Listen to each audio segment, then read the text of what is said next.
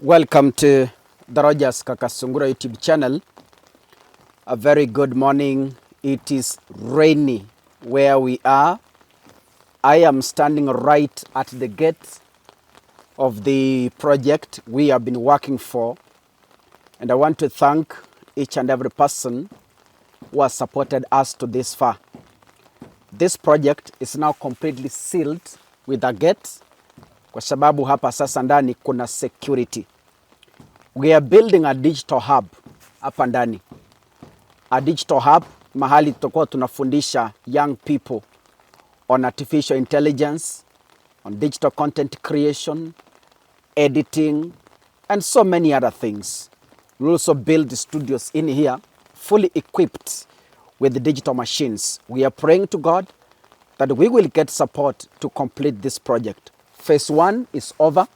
Ndio tunamalizia kwa sababu kila kitu imejengwa na sasa we are able to close this compound. It's completely sealed. So wale mlikuwa mkiniuliza kaka, hii project tunashughulikia iko wapi? I know sasa mumeiona, ndio hii na bado tunaendelea.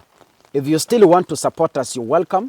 Kwa sababu sasa tutaanza kujenga ndani, tufanye landscaping vizuri, tupande maua vizuri, tutengeneze gazebo, tunataka kumwagilia around a 3-floor story building with offices, digital hub, lab, fully equipped with computers, internet na vitu zingine. It's a big dream that is going to be even the first one in Kenya, private one, yenye imejengwa kiasi hicho. Now back to politics. Niko hapa, ninanyeshewa, tuko kazi. Hatungeacha mafundi peke yao. That is where we are here. Matiang'i is coming to Kisii, but I will be updating you on the progress later on. But then, in this particular episode, I have woken up with very sad news from the media. Talanta Stadium is being built, and it's one of the projects that Kenya Kwanza is priding for. Yani wameringia hiyo stadium sana. Mliona William Ruto akisema hii ni kubwa. It's okay. Ameenda pale akajipiga maselfie na amesema kwamba it's a historic stadium that is going to be historic in his leadership. It's okay, ni sawa. Imejengwa. But the big question here is, imejengwa na pesa ngapi? Na ni ngapi zimeporwa? That is the biggest question. Ni sawa imejengwa. Tunajua. That is okay. But then, how much public funds has been stolen from that project? As I am standing here, I have a document from the Auditor General. Nasema, about 11 billion cannot be accounted for. Yani, kwa hiyo Talanta Stadium imejengwa up to this level, Auditor General anasema kwamba 11 billion Kenyan shillings so far haijulikani mahali ilipo. What does this mean?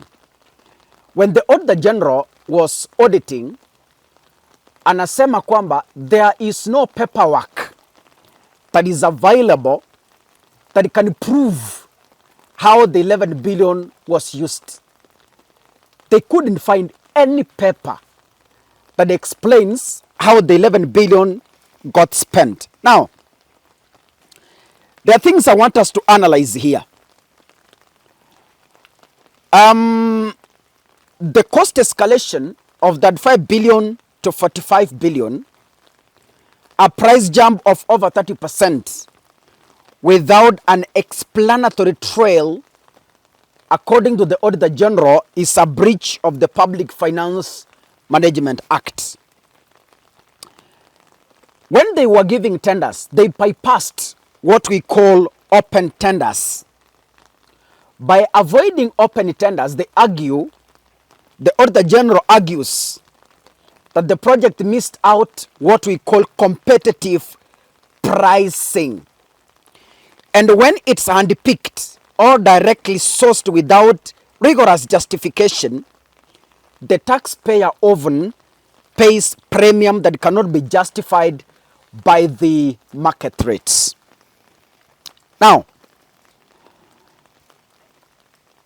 Wakenya, what is building Talanta Stadium is your tax. Yani namaanisha ni pesa yenu ile mnalipa ushuru each and every day.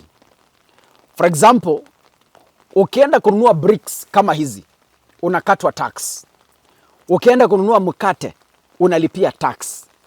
Ukienda kuweka gari mafuta, unalipia tax. Sio pesa ya mtu from the pocket that has been used to build that stadium.